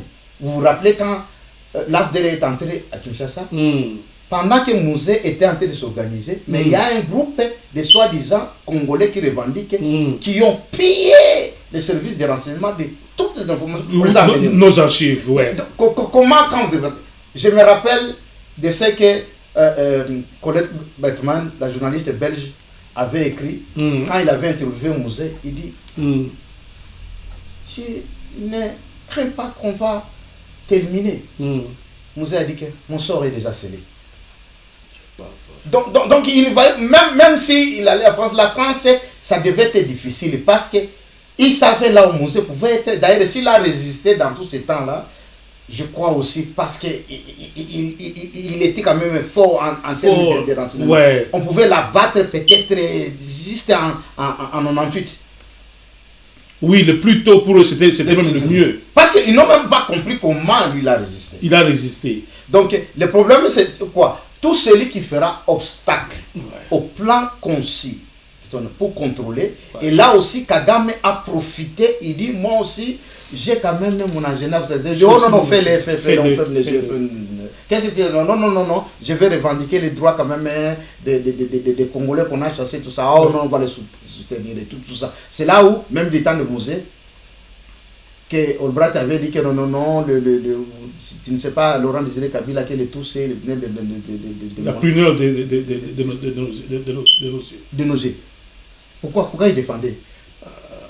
Si c'est une des ethnies congolaises, comment tu peux défendre? Voilà. Donc, c'était les plans. Parce que c'était leur protéger. Il les protégeait pour qu'ils fassent leur travail. Leur travail. C'est-à-dire que ce n'est pas que le Rwanda ou Kagame est spécial, mais seulement peut-être qu'ils occupent une position stratégique, parce que c'est au niveau de l'Est que nos richesses sont étalées. Alors je dis, quand on occupe le Rwanda, on peut exploiter facilement cette richesse, parce que ça part du nord, du nord-est jusqu'à Tanganyika et tout ça. Les richesses sont là-bas et tout. Oui. Donc c'est pourquoi, je crois, le Rwanda a été trouvé comme étant la partie stratégique, et puis il y avait aussi l'Ouganda, qui était de l'obédience aussi des anglo-saxons, et tout ça. Et donc c'est parti là-bas. Donc, alors, mais quand on attend par exemple les Congolais, et même le président de la République dans certains de ses discours, qui dit que non, mais écoutez, nous on veut une coopération gagnant-gagnant, mais on voudrait qu'ils viennent au grand jour au lieu de prendre la nuit. Est-ce que dans le plan de Clinton, c'était pour venir signer des accords avec le Congo ou prendre nos richesses, donc les prendre sans autorisation? Non, mais c'est une affaire de coopération là-bas ou c'est une affaire de piller seulement les richesses? C'est ce que les Américains font maintenant, parce que c'est ce qui s'est fait en fait. Ouais. Moi je crois qu'il faut bien éclaircir là-dessus. Oui. Il y a l'État américain, oui. Et il y a aussi l'intérêt égoïste des animateurs. Par exemple, le temps de Clinton, qui avait ce film, et Clinton faisait passer, voilà pourquoi, de l'or. Le Rwanda a été publicité, le pays au moins exploitateur de l'or, alors qu'il n'a pas d'or. C'est-à-dire qu'on dit que non, il ça va passer aux États-Unis. Tu as ton droit de péage, tu fonctionnes, le reste se passe, et ça ne se passe. Il y a les multinationales qui travaillent avec les leaders de ces grands pays qui t'amènent. Donc ça signifie que même le produit de vente de ces minéraux n'entre pas nécessairement dans les trésors publics l'administration américaine. Ce n'est pas l'administration, c'est pas tout.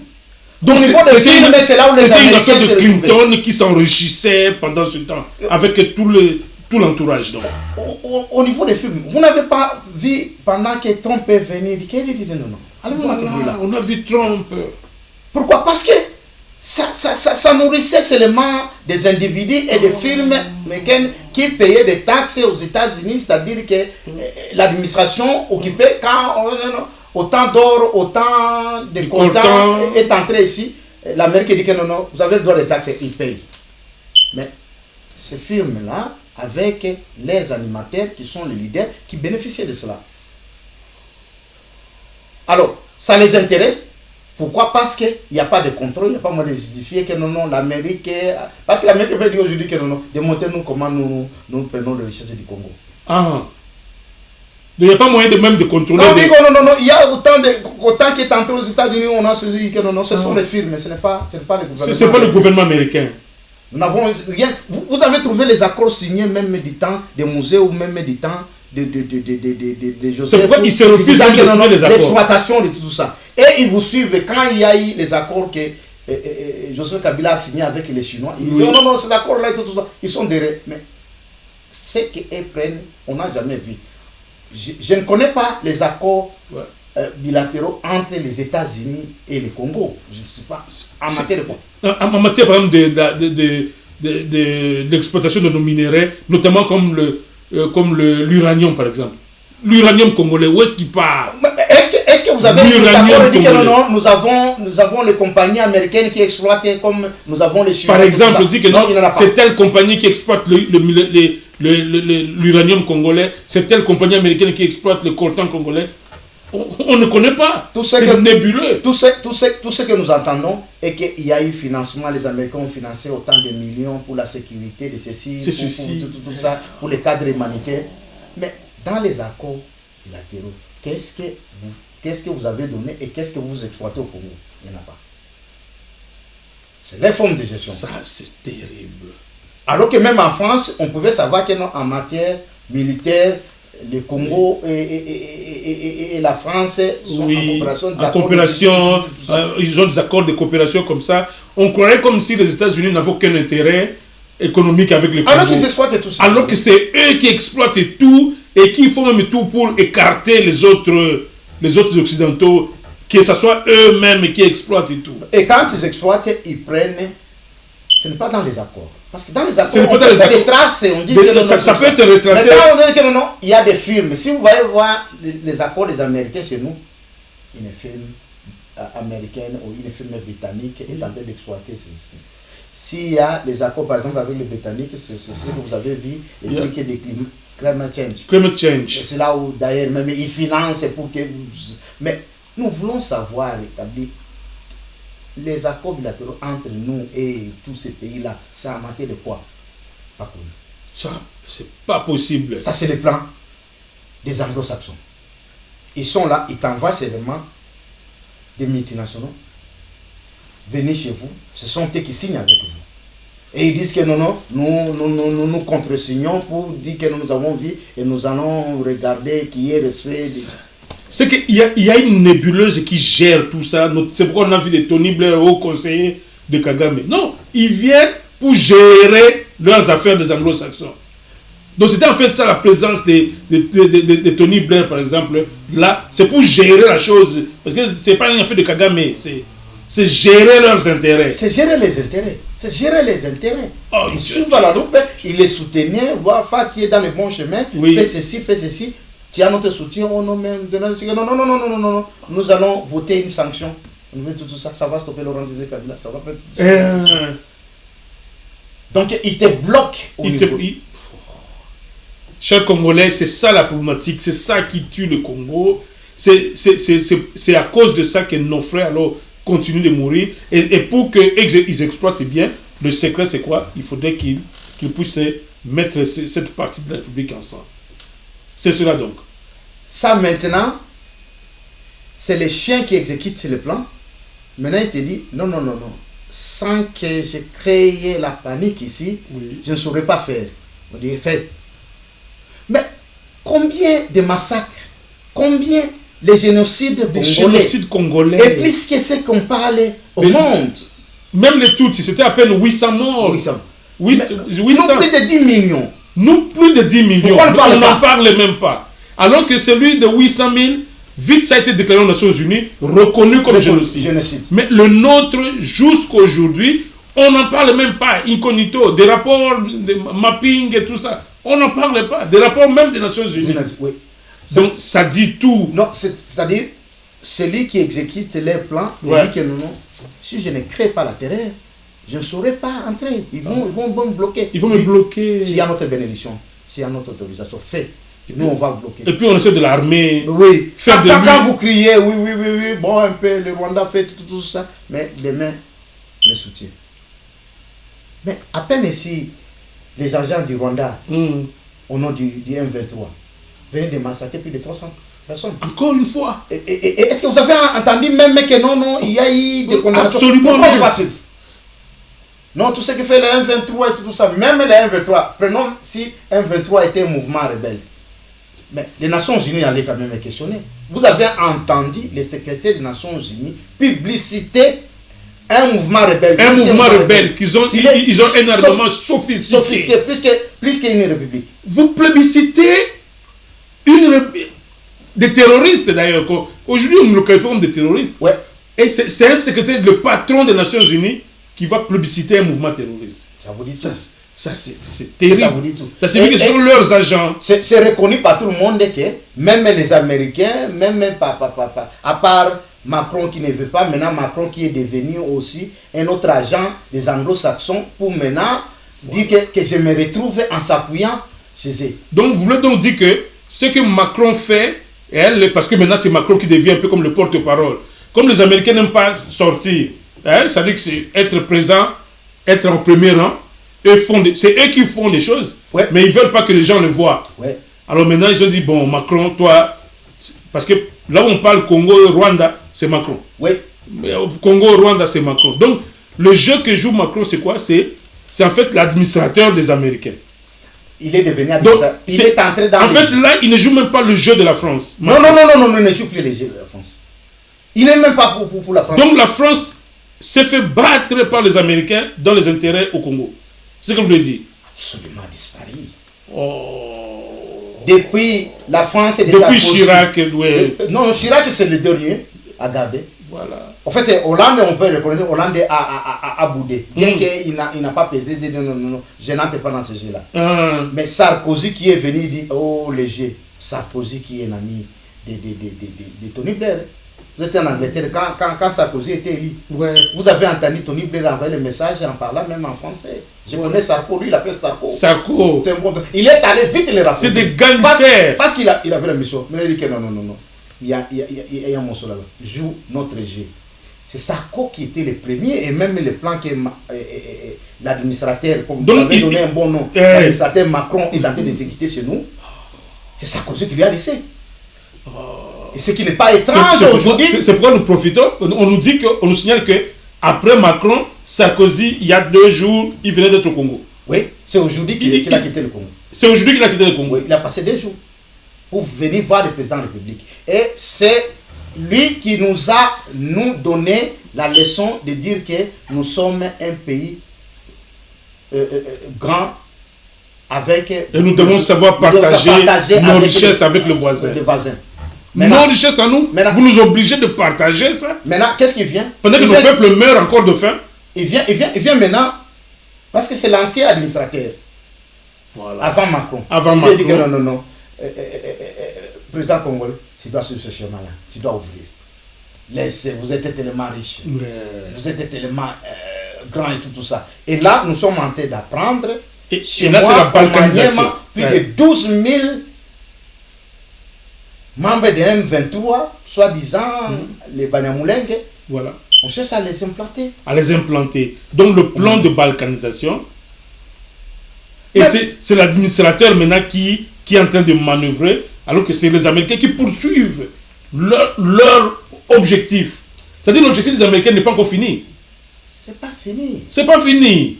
Mais non, mais ils sont en train de continuer. Et tout le monde, et ça s'ajoute maintenant les individus, Sarkozy et Macron, qui ont trouvé du miel et se disent, oh non, mais est-ce qu'on veut partager que non, faites notre travail. Toi, soyez des administrateurs. Le travail d'administrateur, et nous on attend toujours les dividendes.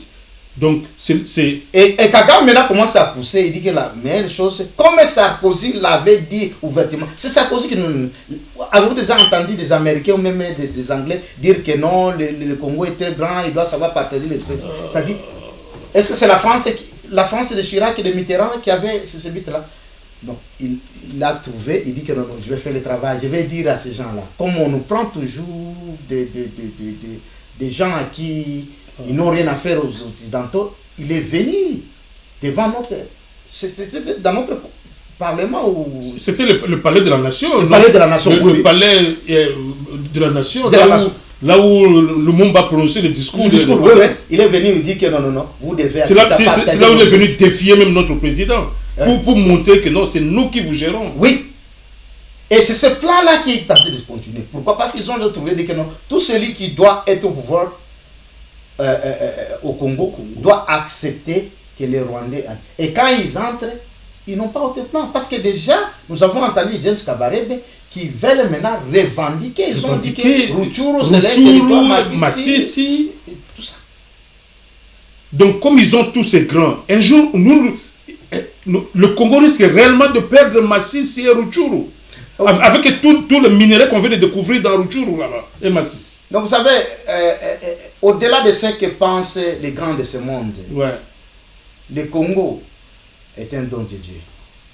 Je sais qu'ils vont nous combattre, ils peuvent nous faire tout ça. Vous savez, si cela... Mais nous n'avons pas de partenaire. Comment nous allons gagner cette guerre? C'est ça ma question. Nous n'avons jamais... Comment le Congo va gagner cette guerre? Parce que nous savons que nous avons de plus grands qui s'opposent à nous. Je crois que les Congolais qui nous suivent doivent savoir que non, Kagame n'est rien. Absolument. Quand nous disons, c'est le petit pays, le minuscule pays, comment Mboka Mukebo et Neti Rwanda et Sakaranabiso, le Rwanda ne s'amuse pas avec nous, chers Congolais. Ce n'est pas le Rwanda qui s'amuse avec nous. Vous venez de suivre que c'est des grands de ce monde qui ont pris une décision claire d'avoir la même mise. Vous voyez, même on veut le démontrer que même la France aujourd'hui ne joue que le rôle d'administrateur. Oui. Ils sont en train seulement de gérer les intérêts nébuleux des Américains. Ils se refusent même de venir signer des accords officiellement. Parce que tout est calé. Les Français ont compris qu'ils ont perdu. S'ils continuent comme ça, c'est là où ça cause que si nous continuons comme ça, autant qu'on se retrouve aussi dans les intérêts qu'on est en train de donner le Rwanda, nous on va nous donner quand même une grande quantité parce que nous sommes une puissance. Oui. Les Américains peuvent nous laisser quand même un peu de gauche à droite au lieu de résister. Parce que Mitterrand a fait opposition aux Anglo-Saxons, Chirac l'a fait, mais c'est dit que non, ça nous avance où? Et ça nous avance sous. Et Sarkozy est venu nous annoncer que... Vaut mieux accepter notre petite position. Ouais. Et nous, on se retrouve. On se retrouve et puis on les laisse faire. Ouais. Et c'est nous qui souffrons alors. Ouais. Et ils sont en train de s'étonner. Ils disent que non, peu importe qu'on est tenté de fonctionner les richesses de ces pays-là, mais c'est de gauche à droite, on attend toujours. Tous les minéraux. Parce que ce qu'on vient de retrouver à Rutshuru et à Massissi, c'est plus que le coltan. Plus que le coltan. Très prisé dans le monde. Oui. Alors ils se disent, oh, mais ces pays-là, moi je ne pense pas que ça veut plus. Moi je crois qu'ils devaient tirer des leçons à partir de là pour comprendre que Dieu a un autre plan. Je sais que les gens, il y en a qui disent, oh, qu'est-ce qu'il y a un problème avec Dieu? Dieu a un plan pour le Congo. Il est tenté de démontrer. Et même c'est que le plan hégémonique des Rwandais, ils doivent cesser. Ils doivent seulement demander à tant que des voisins comment nous pouvons être ensemble assister. Nous pouvons, comme du temps d'Isaïe, je n'ai pas visité... Avec la CPGL. Oui, avec la CPGL. Ces gens-là, je n'ai pas visité le Rwanda, mais j'avais visité le Burundi. La télévision, donc la chaîne de télévision. C'était la RTNC. C'est ce qui s'est passé aux RDT. Au Rwanda et au Burundi. Ok. Oui. Tatabo, Mokonzibo, il suivait notre journal télévisé de 20h. Il n'avait autre chose, il ne suivait que les marchands. C'était comme des provinces. Donc, justement, c'est pour dire aux Congolais que ces pays, ils ne représentent absolument rien. Si ils arrivent au niveau de nous faire du mal comme ça, ce sont ces grands, donc. C'est ce que vous voulez dire? Oui, ce sont ces grands-là. Parce que nous les avions dominés. Oui. Ils étaient là. Oui. Si aujourd'hui, c'est eux qui nous font ça, qu'on ne se fasse pas du mal pour dire que non, un petit pays comme le Rwanda peut nous faire du mal comme ça. Ce n'est pas le Rwanda. Nous venons de dire que ce sont les États-Unis qui se sont décidés, comme nous l'avons dit ici, après la chute du mur de Berlin, c'est-à-dire quand ils ont réussi à mettre à genoux leur rival principal, l'Union soviétique, ils ont dit, bon, la France, c'était même leur allié, parce que l'Occident, c'est les États-Unis qui chapeautent l'Occident. Ouais. Tous ces pays, l'Allemagne, la France, et tout ça, regardez, nous, on va marcher là-bas. Nous, désormais, on va récupérer ça. Et s'ils veulent s'opposer, on va voir ça. Ouais. Je crois qu'ils ont géré ça, et la France, comme vous avez dit, on s'en dit que non, on a tout intérêt maintenant, ne serait-ce à jouer le rôle d'administrateur. On dit, bon, si vous voulez administrateur, soyez notre administrateur. Ouais. C'est pourquoi nous voyons le Macron gérer, faire tout ça, venir au Congo, oh, accord de Luanda. Macron, c'est lui qui trace les schémas. Oh non, il faut les accords de Luanda, le processus de Luanda, de Nairobi. Il le fait bien, toute la gymnastique et tout ça. C'est parce que c'est lui l'administrateur. C'est l'administrateur maintenant. Mais qui sont les décideurs. Et il rend compte aux Américains. Ça doit être aux États-Unis. Donc les Congolais doivent savoir que ceux-là qui décident et qui tuent les Congolais, qui nous tuent, c'est les États-Unis. Et quand nous parlons des États-Unis, oui, il faut regarder, les États-Unis, ce sont les enfants des Britanniques.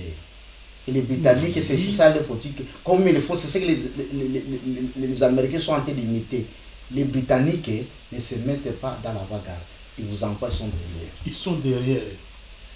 Non, en fait, décider quand il y a quelque chose, est-ce que tu peux faire ça, tu peux faire ça. C'est ce qu'ils sont en train de faire. C'est ce qu'ils font les États-Unis. Vous êtes sur le coup. Mais toutes les décisions viennent d'ici. Ça vient d'ici. D'ici. De la Grande-Bretagne. Alors qu'on a comme l'impression comme si la Grande-Bretagne n'influence rien au Congo et tout et tout. Mais vous pouvez voir quand même. C'est que l'ambassadeur britannique au Congo là-bas est très puissante. Oh, mais comment? Comment? Toutes les décisions, toutes les dispositions qui étaient là. Ouais. Donc, nous avons un problème. Le problème, c'est quoi? C'est de comprendre que nous savons très bien que nous sommes tellement convoités. Ouais.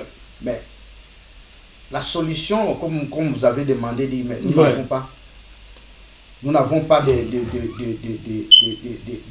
partenaires pour nous soutenir, nous n'avons pas de gens derrière nous. Mais je crois que nous devons nous organiser. Parce que hier, nous avions ces gens-là derrière nous. Il faut reconnaître le temps d'Isaïe, nous avons toutes les puissances du monde derrière nous. Voilà. Il faut s'organiser pour que les gens... Non, mais comment s'organiser? C'est eux qui ont levé l'option. Les États-Unis ont préféré... Il y avait même Abiyarimana au pouvoir. Mais pourquoi ils ont refusé Abiyarimana? Ils ont préféré leur homme. C'est aujourd'hui qu'ils vont venir vers nous. Abiyarimana n'était pas cet homme fort-là. il faut prouver ce leadership-là. Donc c'est un problème de leadership. C'est un problème de leadership parce que du temps de Mobutu, pourquoi il a confié toutes ces missions? Ils ont trouvé que maintenant c'est dépassé, Mobutu devenait un tout petit peu encombrant parce qu'il connaissait. Comme même Kagame, même si c'est quoi il est en train de dire, il commence à être encombrant. Ils sont en train peut-être de réfléchir. Demain nous serons surpris qui on va nous faire. C'est celui maintenant qui joue les intérêts des puissants. Ils sont en train d'étudier. C'est comme ça. Ça peut être le président du Sud-Soudan oui, ou comment. Et demain, on va commencer à voir plutôt des attaques venant à partir du Sud-Soudan. Des choses comme ça. C'est possible. Et pendant que nous, jusque-là, on ne se prépare toujours pas, nos frontières ne sont toujours pas protégées. Si nos leadership peuvent réfléchir, c'est là où je continue toujours à me référer à la pensée du ministre Moumengi qui a demandé en tant que nation, que nous puissions faire une pause. Une pause. Enfin, que toute l'intelligence congolaise se mette ensemble pour réfléchir. Pour créer une industrie d'intelligence. À partir de là, nous saurons dire qu'est-ce qu'il faut. Faudra-t-il qu'on se plie? Parce que si on parle de la Chine, j'ai déjà eu à parler avec certains Chinois qui me parlent du temps de Mao Tse-tung. Tu vois, toutes les usines ici, britanniques et tout ça, ont payé donc très mal les Chinois. Les États-Unis ont accepté. Parce que lui, il va dire que ces industries seront éclatées ici. Il serait difficile qu'on les coupe ici. Et les Chinois ont fait seulement voir ce qu'ils ont fait. Ils se disent, mais nous commençons à faire. Nous commençons à faire. Et ils ont créé toutes les usines là-bas. Je vais dire les anglo-saxons qui ont planté toutes ces industries là-bas. Okay. Et quand c'est arrivé, maintenant, il s'est retrouvé que nous savons aussi faire, ils commencent à dire que nous pouvons fabriquer ça. Oh, non, vous nous laissez dans notre contrôle. Parce qu'ils étaient forts. C'est-à-dire, nous devons réfléchir. Nous sommes dans un monde de combat. C'est-à-dire, les intérêts anglo-saxons ou occidentaux ne prendront jamais fin. Mais nous devons aussi réfléchir à quelque chose. Donc, c'est que vous trouvez que la solution du Congo ne viendra jamais dans cette fameuse diplomatie? Non, absolument rien.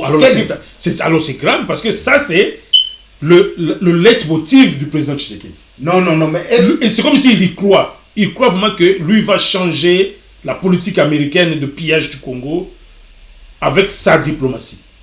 Qu'est-ce que ça nous a ramené? Absolument, on constate. Il se battait déjà avec lui-même devant ce jour-là, comme tu as dit. Je sentais cette frustration du président. Il dit que non, quand il s'adressait à cette dame-là, il dit, nous qui vous disons que nous sommes victimes des actes ignobles, des criminels du Rwanda et tout ça, alors que nous crions partout, il n'y a personne pour nous attendre. C'est un président de la République qui te dit comme ça. Un président de la République. Mais comment pensez-vous que cette diplomatie va arriver? On devait ne fût-ce que sanctionner même les 23. Ne serait-ce sanctionner qui est 23, je ne parle pas du Rwanda. Voilà. Avez-vous déjà senti une sanction du 23? Qu'on qualifie un mouvement terroriste. Ils ne sont pas sanctionnés même par les Nations Unies. Ça c'est terrible. Et puis on continue à croire en la diplomatie. Non, il n'y a pas. Le rapport mapping qui est mis dans les oubliettes. Et même, un rapport aussi important. Et même si, parce qu'on ne peut pas rejeter la diplomatie, même si on doit exploiter la diplomatie, ça doit être une diplomatie réfléchie par l'intelligence congolaise. Au niveau de dire que comment on va se comporter au niveau de la diplomatie. Pas de se dire que non, bon, ça va, même si nous ne sommes pas acceptés peut-être demain. Non, mais ils ont les plans. Pendant ce temps, nous, on va se réveiller. Nous sommes balkanisés. Mais le président Macron, plus de 3 fois, nous a répété, vous courez les risques de balkanisation. Mais c'est un avertissement. C'est un avertissement. Nous allons nous réveiller carrément un matin. Et nous nous retrouvons que non, en tout cas Kagame déclare carrément que non, Rutshuru et Masisi m'appartiennent maintenant. Et puis on attend aussi une déclaration de Guterres et dit oui, trop c'est trop maintenant, écoutez, le Congo doit accepter ce qui se passe maintenant. Oui.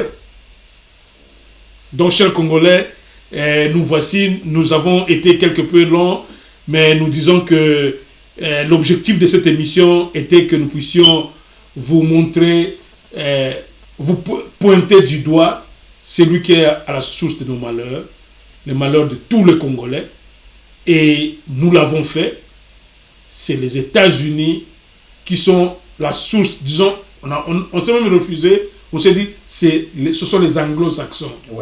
parce qu'il n'y a pas que les États-Unis comme pays, mais il y a leur père. Ouais. Leur père, parce qu'ils sont venus de la Grande-Bretagne. Et ils ont la même politique. On dirait même que c'est même la Grande-Bretagne qui continue à décider sur des grands dossiers. Télécommandé. Téléguider les choses et tout. Donc nous voudrions que désormais que le Congolais soit instruit, qu'il comprenne que tout est téléguidé par les anglo-saxons. Le Macron qui viennent là nous distraire avec le processus de Nairobi. Ça, c'est vraiment la distraction. Alors que ce n'est pas dans ce processus-là. On a annoncé que l'Angola nous a envoyé des éléments d'énervement. Est-ce qu'ils ont réussi à imposer le cessez-le-feu? Non, ils sont bloqués. L'Angola voulait vraiment stopper, faire chasser le M23. Mais est-ce qu'il a réussi dans sa mission? L'Angola est sous pression de la communauté internationale. Vous voyez? Il n'a pas exécuté cela. C'est pour dire que ça sera difficile. Et c'est là, je ne sais pas si vous avez un mot pour interpeller le président de la République par rapport à son option. Lui croit à la diplomatie, comme il croit aussi soi-disant à la démocratie. On ne sait même pas s'il est parvenu à appliquer ça en réalité, parce qu'avec un caméra qui quitte la prison, ça c'est pas la démocratie, et tout ça. Même au moins pour la diplomatie, il veut se faire passer pour le grand champion de la diplomatie. J'aimerais que vous puissiez peut-être clôturer cette émission en vous adressant aux Congolais et au président de la République sur cette grande problématique qu'on n'a toujours pas encore de solution. Et nous, les penseurs, nous tentons de réfléchir, et c'est là où nous saluons justement l'idée de Moumengi, de l'ancien ministre Moumengi, pour dire que la solution serait les Congolais doivent se mettre ensemble. Ouais. Je ne sais pas, je vous donne la parole pour finir cette émission. Merci beaucoup. Moi, je m'adresse aux Congolais pour dire que nous comprenons, nous savons ce qui est derrière cette crise, que le Rwanda s'affiche comme notre agresseur. En fait, le Rwanda est au service des anglo-saxons, dont s'ajoute aussi la France et de Macron. Et ce qu'il nous faut, c'est d'arriver quand même à s'organiser à l'interne. Et s'organiser à l'interne, c'est au niveau de leadership. Et c'est là où nous interpellons le président de la République que nous devons avoir une autre politique et pas de laisser faire que nous sommes victimes même des membres de la sous-région. Cette troupe kenyane n'a pas de place au Congo. Elle est là pour soutenir les progrès des groupes terroristes que vous appelez les M23. Alors, nous ne voulons pas passer le temps, si il y a moyen de prouver que notre leadership est capable de convaincre ces gens-là, pour qu'ils viennent maintenant, que nous puissions directement accepter leurs demandes, s'il faut parler en ces termes-là, afin qu'ils ne puissent pas nous envoyer tous ces agents qui ne pèsent rien, qu'on sache les besoins, leurs besoins, des anglo-saxons, qu'est-ce qu'ils veulent de nous. Ce n'est même pas le but de nous planter les Rwandais chez nous, ce que veulent les anglo-saxons. Si c'est l'exploitation, si c'est des firmes, là, je crois du temps de Mobutu, il a si quand même négocié et c'est passé. Mais on devait quand même s'inspirer de cela parce que nous voulons sortir de cette insécurité. Ça ne va plus à l'est du Congo. Parce que là, vous avez touché quelque chose que maintenant qu'on connaît, si nous pouvons faire ces analyses ici sur le Canal Télé, ça signifie que le président connaît le véritable instigateur de la crise congolaise. Mais pourquoi le président perd son temps dans le processus de... C'est vrai, la diplomatie peut toujours exister, mais c'est ce que vous venez de dire que non, il faudrait que le président puisse poser une question claire au président américain aujourd'hui, ou au lobby anglo-saxon. Il appelle Tony Blair, il appelle... Tony Blair est toujours en activité. L'actuel Premier ministre, et tout ça, il dit, mais écoutez, s'il faut que je négocie la situation du Congo, je veux négocier directement avec vous. Qu'est-ce que vous voulez? Moi, je crois que c'est ça qui manque aujourd'hui. Ouais. Le président perd son temps dans aller à Nairobi, aller en Angola, aller à île Maurice et autres, et tout ça, alors que ceux qui ont même la décision de dire à partir d'aujourd'hui nous finissons, ils sont là. Ils sont là. Et le président certainement les connaît. Si nous le disons ici, lui il doit connaître parce qu'il est très bien renseigné. Pourquoi ne pas aller engager maintenant une diplomatie auprès d'eux?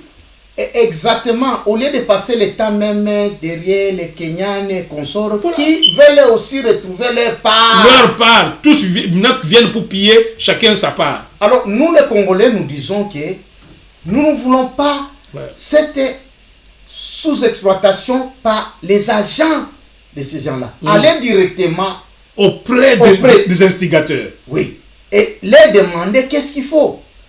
On accepterait encore une fois de plus si qu'il y ait à Rutshuru ou à Masisi des usines ou des compagnies anglo-saxons pour venir exploiter. Au lieu de nous voir, les gens sont en train de voler les Kenyans de l'autre côté, les Rwandais, des Burundais, des Ougandais. Non, moi je crois que nous comprenons ce que ces gens sont en train de faire. Au lieu de crier toujours, il faut aller vers les instigateurs et leur demander venez, nous sommes capables. Et je crois que ça serait la solution à ce problème. Et là, on risque de ne pas terminer. Mais et là, vous suggérez quelque chose que certainement que moi je sens comme si on est déjà arrivé au niveau d'une certaine solution, parce qu'eux-mêmes aussi se disent oh, les gens sont morts, hein. C'est plus de 10 millions et ça continue. Je crois que c'est pourquoi maintenant ils commencent maintenant à aller aux solutions concrètes pour dire que bon écoutez, la solution finale maintenant, il faut qu'eux aussi servent leur pion, le Rwanda, pour dire écoutez, balkaniser maintenant, donnez-leur des terres. C'est pourquoi Sarkozy vient. Je crois peut-être qu'ils ont compris que non, cette affaire doit aussi finir. Mais ça ne doit pas finir comme ça. Il faudrait que le Rwanda qui nous a servi, le Rwanda a joué un rôle clé dans leur affaire. Donc, qu'est-ce que le Rwanda gagne en définitive? Non, mais ils sont c'est là où ils vont peut-être aussi, certainement qu'ils ont déjà dit à Fachi, que, écoutez, donnez au Rwanda, Rutshuru et Masisi, et nous allons clôturer cette affaire. Alors, s'ils arrivent à dire au président Tshisekedi comme ça, que remettez Masisi et Rutshuru au Rwanda, et nous on va taire le conflit. Qu'est-ce que Fachi va dire? Non, mais le problème, c'est quoi? Ils sont bités par la population. Le peuple congolais ne va pas accepter. Mais je dis qu'à l'Est, les informations qui viennent, qui sont prêts, ils sont en train de suivre. Ouais. Ils sont au courant même du mouvement de certains bateaux. Voilà. Venant de la Tanzanie. Et ceux qui sont... Hein, pour dire qu'il y a la force d'autodéfense populaire avec qui sont alimentés, qui sont en tête. Et j'ai appris même que certaines localités où les M23 étaient en train d'occuper, ils ont été chassés par la force d'autodéfense populaire. C'est là où nous disons, non, maï, où sont-ils partis? Ils servaient d'eux-mêmes. Ils servaient d'eux-mêmes.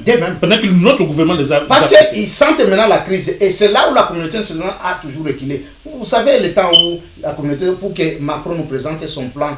À cause de la mobilisation générale. À cause de la mobilisation. Ouais. Ils craignent le peuple. Si le peuple se soulève un peu et dit non, il faut calmer les jeux. Parce que même si le Rwanda nous envahit, le Rwanda,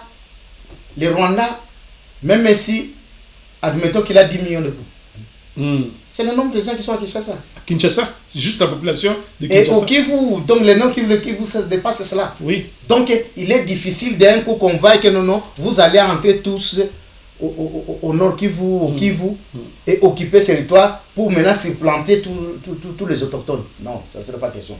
Même s'ils sont en train d'envoyer 12 000, c'est minime. Les 12 000 dans une position, on peut vous voir et les gens peuvent aussi. Donc le problème c'est quoi?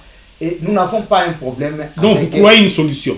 Vous croyez à une solution dans ce qui nous arrive? La solution c'est d'aller vers celui qui est tenté de commander, téléguider cette mission ou ce plan, c'est-à-dire les anglo-saxons, et leur demander qu'est-ce qu'il y a. Si Laurent Désiré Kabila, qui était un peu compliqué, ne voulait pas se soumettre à les plans, il faut comprendre... Nous avons un Fachi qui est très ouvert. Si vous avez vos contacts avec le Rwanda, moi je crois que c'est perdre le temps, parce que même les Congolais ne vous laisseront pas faire. Mais nous sommes prêts à accepter vos demandes. Et c'est ce que nous demandons de notre gouvernement. Au lieu d'aller, parce que même Kagame, il est bité. S'il pouvait faire cette balkanisation, il pouvait le faire depuis longtemps. Mais il sait très bien qu'il y a une résistance. Résistance populaire. Voilà, c'est bien dit, c'est bien dit. Ça ne fait que commencer et nous continuerons à scruter cette situation, chers Congolais. En tout cas, merci de nous avoir suivis ce soir. Nous vous retrouvons encore vendredi prochain dans le cadre de cette même émission Plein Feu que vous aimez tant. Et dans l'entretemps, en tout cas, portez-vous bien et merci et à vendredi prochain.